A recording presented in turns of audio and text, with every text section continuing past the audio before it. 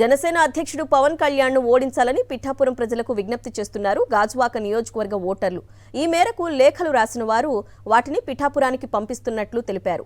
జనసేన అధినేత పవన్ కళ్యాణ్ పిఠాపురం నుంచి పోటీ చేయనున్న నేపథ్యంలో గాజువాక ఓటర్లు, వైజాగ్ స్టీల్ ప్లాంట్ ఉద్యోగులు పిఠాపురం ప్రజలకు వినూత్న విజ్ఞప్తి చేశారు. పవన్ కళ్యాణ్ 2019 ఎన్నికల్లో గాజువాక నియోజకవర్గం నుంచి పోటీ చేసి ఓడిపోయిన తరువాత ఒక్క రోజు కూడా నియోజకవర్గాన్ని పట్టించుకోలేదని, ప్రజల కోసం ఏనాడు ఆలోచించలేదన్నారు. కరోనా వంటి సందర్భంలో కూడా పవన్ కళ్యాణ్ ఆయనకు ఓట్లు వేసిన ప్రజలను పట్టించుకోలేదని, అలాంటి పవన్ కళ్యాణ్ను పిఠాపురం ప్రజలు చిత్తుచిత్తుగా ఓడించాలని కోరారు. పవన్ను ఎమ్మెల్యేగా గెలిపిస్తే ఆయన్ను కలవడానికి హైదరాబాద్ వెళ్లాలని, అలాంటి నాయకుణ్ణి ఓడించాలని పిఠాపురం ఓటర్లకు బహిరంగ లేఖ రాశారు. వైజాగ్ స్టీల్ ప్లాంట్ను ప్రైవేటు పరం చేస్తున్న పార్టీతో పొత్తులో పోటీకి దిగుతున్న పవన్ కళ్యాణ్ను పిఠాపురం ప్రజలు ఓడించాలని అన్నారు. దీనిపై మరింత సమాచారాన్ని విశాఖ నుంచి మా ప్రతినిధి అనిల్ అందిస్తారు. అసెంబ్లీ నియోజకవర్గం నుంచి జనసేన అధినేత పవన్ కళ్యాణ్ పోటీ చేయబోతున్నట్టు ఆయన ప్రకటించారు. ఈ నేపథ్యంలోనే గాజువాక నియోజకవర్గానికి సంబంధించినటువంటి ఓటర్లు, అలాగే ఉక్కు ఉద్యోగులంతా కూడా పెద్ద ఎత్తున లేఖాస్త్రాలు సంధిస్తున్నటువంటి పరిస్థితి. ఒకసారి ఎప్పుడు కూడా రాజకీయాల్లో ఇలా ఒక నియోజకవర్గం నుంచి ఒక నేత పోటీ చేస్తున్నప్పుడు ఆ నియోజకవర్గ ప్రజలను ఉద్దేశించి వేరే నియోజకవర్గ ఓటర్లు ఎప్పుడు కూడా ఇలా లేఖలు రాసినటువంటి సందర్భాలు కూడా పెద్దగా ఏమీ ఉండవు. ఎందుకు మీరు ఇలా చేస్తారు? పవన్ కళ్యాణ్ గారు మరొక పార్టీని స్థాపించిన విషయం మనందరికి తెలిసిన విషయమే. ఆయన ఆ పార్టీని స్థాపించినప్పటి నుంచి నేటి వరకు కూడా ఇప్పటి వరకు వారు కనీసం చట్టసభల్లో పంచాయతీ నుంచి పార్లమెంట్ వరకు ఒక్కదానికి కూడా వారు ఎన్నిక కాపాడలేదు. వారి కోసం ప్రజలు ఓట్లు వేశారు, దాదాపు 50-60 వేలు ఓట్లు వేశారు. వాళ్ళ కోసం కనీసం థ్యాంక్స్ చెప్పలేదు. ఇలాంటి వాళ్ళు మళ్ళా 2024 ఎలక్షన్స్కి వచ్చేసరికి ఈ మధ్యన మేము చూస్తున్నాం, నేను పిఠాపురంలో పోటీ చేస్తానని చెప్పేసరి వారు ప్రకటించుకున్నారు. మళ్ళా ఆయనే ప్రకటిస్తున్నాడు, నన్ను లోక్సభకి ఎవరో పోటీ చేయమన్నారు. నీకు లోక్సభ పోటీ చేయాలంటే లోక్సభకు నువ్వు పోటీ చేయాలా?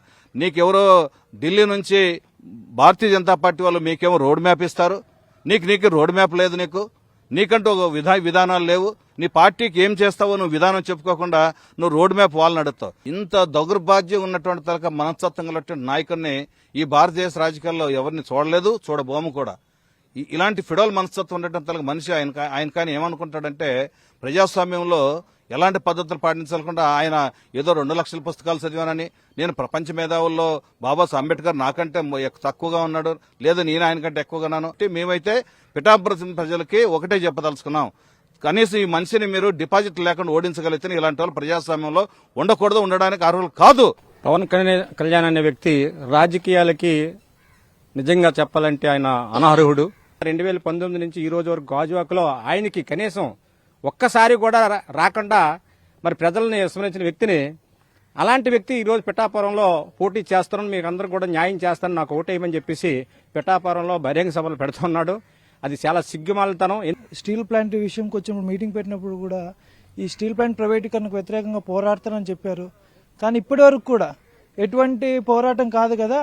కనీసం ఆ స్టీల్ ప్లాంట్ ప్రైవేటీకరణ ఎవరైతే చేస్తున్నారో వారితో పొత్తు పెట్టుకొని కేవలం జగన్మోహన్ రెడ్డి గారిని ఓడించాలనే ఒకే ఒక్క లక్ష్యంతో ఆయన ముందుకెళ్తున్నాడు తప్పించి ఈ స్టీల్ ప్లాంట్ గురించి, ఈ ఆంధ్రుల హక్కు ఏదైతే ఉందో 1960లో ఆ రోజు ఆంధ్రులంతా కలిసి పోరాటం చేసి సాధించుకున్నటువంటి స్టీల్ ప్లాంట్ కాపాడుకోవాలని చిత్తశుద్ధి లేదు.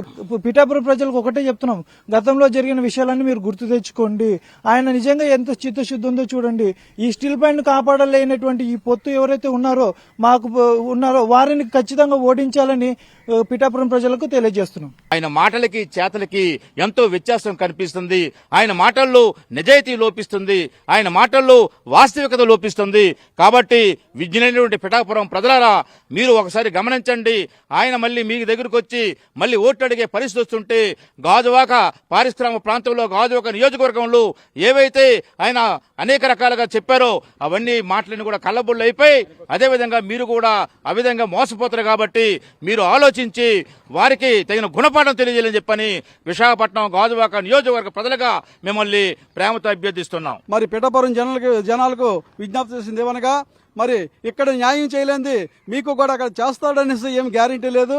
మరి అలాగనేసే మేము మీకు ముఖ్యంగా మీకు విన్నవించుకునేది ఏంటంటే ఈ పవన్ కళ్యాణ్ని అక్కడ ఓడించాలని మీకు విజ్ఞప్తి చేస్తూ గాజువాక ప్రజలందరూ కూడా నమ్మబలికి మరి ఎలక్షన్ అయిపోయిన తర్వాత అడ్రస్ లేకుండా వెళ్ళిపోయాడు.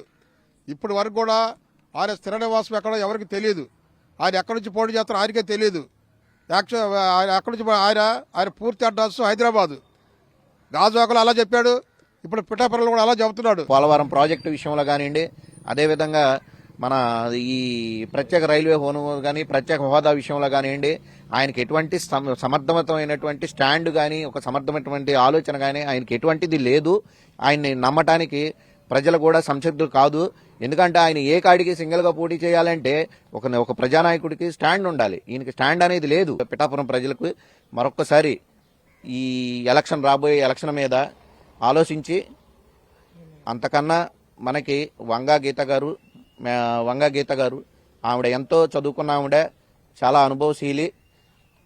ఏదైనా సరే ఈ పవన్ కళ్యాణ్ మాటలకు కానీ ఈ కూటమి ప్రజల మాటలకు కానీ నమ్మి మోసపోద్దని అందరికీ తెలియజేసుకుంటూ సెలవు తీసుకుంటున్నాను.